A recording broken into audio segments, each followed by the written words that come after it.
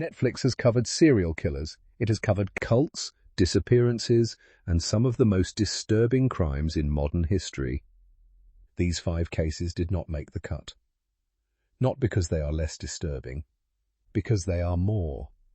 Because they end with no resolution, no conviction, no explanation, only silence.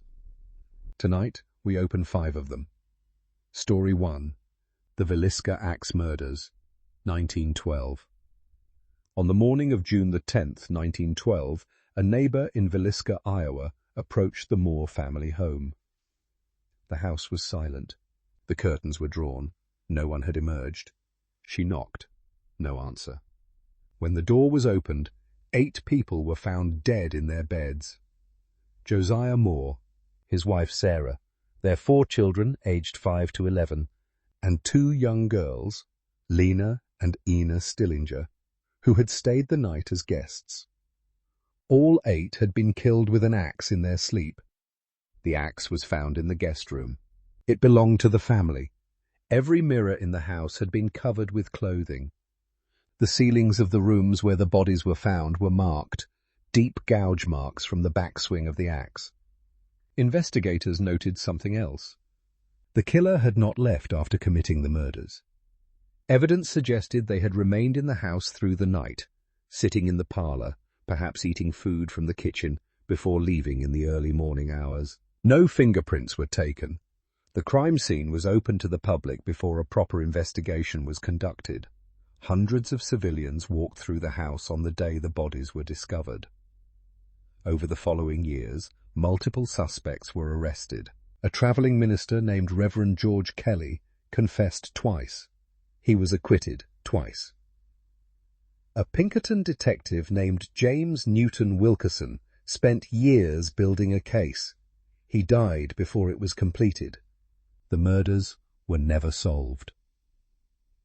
The house still stands in Villisca, Iowa. It operates today as a tourist attraction. Visitors pay to spend the night in the rooms where the bodies were found. No one has ever been charged. No one has ever been convicted. Nothing. Story 2. The Axeman of New Orleans, 1918. In the spring of 1918, a serial killer began attacking Italian grocery store owners in New Orleans. The method was consistent. The attacker would chisel out a panel in the back door of a home, enter in the night, use an axe or straight razor belonging to the residents, disappear before dawn. By 1919, 6 people were dead and several more critically wounded. The city was in a state of controlled panic. Then, on March the 13th, 1919, a letter appeared in the Times-Picayune. The editor claimed it had been sent by the killer himself. The letter read, in part, "I am not a human being, but a spirit, and fell demon from the hottest hell. I am what you Orleanians and your foolish police call the Axeman." It continued. The writer stated that on the following Tuesday, March 19th, at 12:15 in the morning, he would pass through the city of New Orleans. He would spare every home where jazz was being played. Any home that was silent, he would enter. On the night of March 19th, every jazz club in New Orleans was at capacity. Private homes threw impromptu parties. A composer named Joseph Davila wrote a song specifically for the occasion, The Mysterious Axeman's Jazz. Not a single person was attacked that night. The attacks continued sporadically through 1919. The last confirmed victim was killed in October.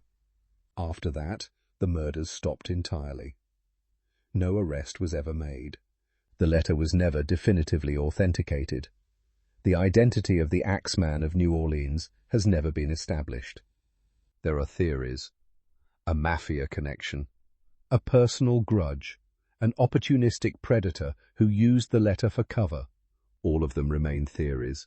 The case remains open. 3 cases remain, each one unresolved, each one darker.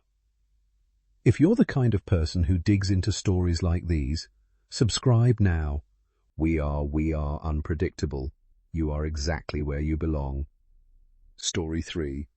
The Boy in the Box. 1957. On February 25, 1957, a college student walking near Susquehanna Road in northeast Philadelphia noticed a cardboard box in a ditch beside the road. Inside the box was a child. A boy, approximately 4 to 6 years old. He had been wrapped in a plaid blanket. He was wearing nothing else. His hair had been recently cut, clumsily, as if someone had done it after death. His fingernails and toenails had been recently cleaned. He had been placed in the box carefully. The boy had been beaten. The cause of death was blunt force trauma to the head, but the injuries indicated prolonged abuse, not a single event. Investigators had no identification. No missing child report matched the description. No one in the surrounding neighborhoods recognized the boy. The Philadelphia police distributed hundreds of thousands of flyers. The images were circulated nationally. Every missing child report in the country was cross-referenced. No match was ever found. He was given a name for burial: America's unknown child. He was buried in a donated plot in a Philadelphia cemetery. For years, a local woman placed flowers on his grave every week. She did not know who he was. She simply could not accept that no one would come. Investigators pursued the case for decades. In 2019, forensic genealogy identified the boy as Joseph Augustus Zarelli, a name reconstructed from DNA and genealogical records. His identity was confirmed. His parents were identified. Both were dead. No charges were ever filed. The person or persons who beat him, who cut his hair after death, who placed him in that box on that road, were never identified, were never charged. A child's name was recovered, 62 years after his death. What happened to him in those years of his life? No one has ever answered.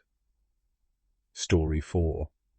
The Monster of Florence, 1968 to 1985. Between 1968 and 1985, a serial killer operated in the hills surrounding Florence, Italy. The killer targeted couples parked in remote areas outside the city. Over 17 years, he committed 7 double murders, 14 victims in total.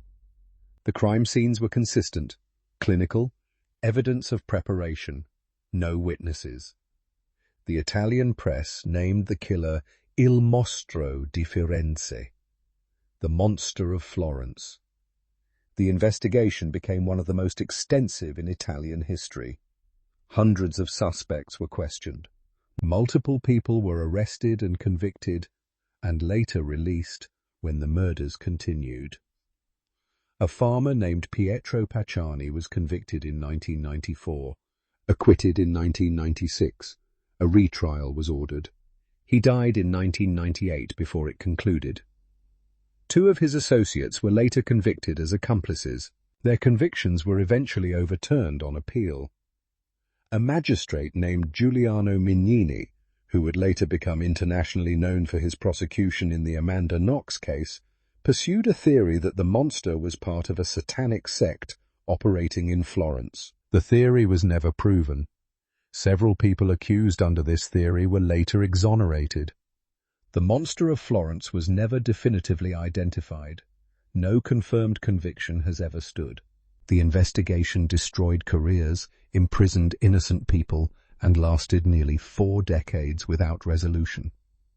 14 people were killed. The case is officially still open. Story 5. The Texarkana Phantom Killer, 1946. Over a period of 10 weeks in the spring of 1946, a masked killer attacked couples in the Texarkana area, a city that straddles the border of Texas and Arkansas. The attacks followed a pattern: remote locations, couples in parked cars. The attacker approached on foot. He wore a white mask with holes cut for the eyes. 5 people died. 3 survived. The three survivors gave statements. All described the same mask. All described the same methodical approach. None could identify the attacker. The Texas Rangers were deployed. The FBI sent agents. The population of Texarkana armed itself. Gun sales increased dramatically during the spring of 1946. People refused to go out at night. Couples abandoned the rural areas where the attacks had occurred. And then, on May the 3rd, 1946, the attacks stopped. No arrest had been made. No suspect had been charged. No explanation was ever given for why the attacks ended. Over the decades, investigators identified a primary suspect, a man named Ewell Swinney, whose wife had claimed he confessed to her. She later recanted. Swinney was convicted of unrelated car theft and served time in prison. He was never charged with the murders. He died in 1994. His guilt or innocence was never legally established. The phantom killer was never identified. The case has never been closed. 5 cases, 5 killers who were never caught, 5 files that remain open. Villisca, New Orleans, Philadelphia, Florence, Texarkana. Netflix tells you stories with endings. These stories have none. That is precisely why they matter. Drop a comment and tell me which of these 5 disturbed you the most. We are unpredictable. See you in the dark. Pure narration, nothing else.